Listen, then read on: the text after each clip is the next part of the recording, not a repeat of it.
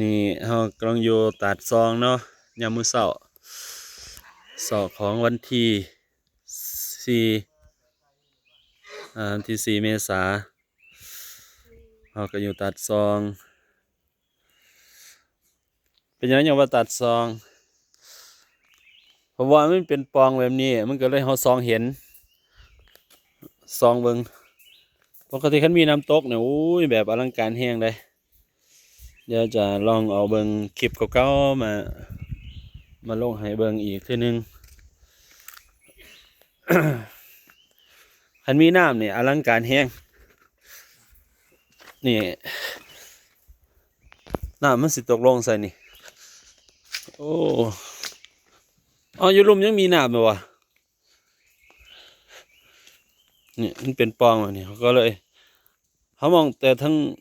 เขาเบิ่งแต่ทั้งลุ่มมันสิคักได้เขาซองเบิ่งนี่แต่ว่าเขาสิลงไปลงทางนี้เขาลงทางนี้ลงแล้วแต่ทั้งสองข้างลงทางนี้ก็ได้แต่ว่ามันสิยากในทางนี้มันหกแต่ทางนี้ง่ายกว่า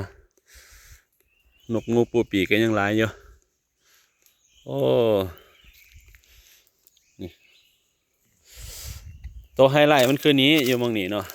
น้ำมันตกใส่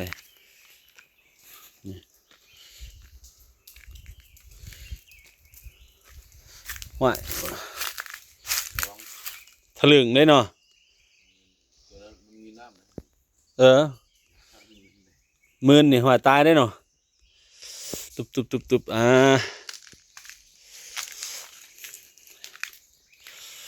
เขามายำแรงก็ดีแบบนึงเขาได้เหยียบแท่นี่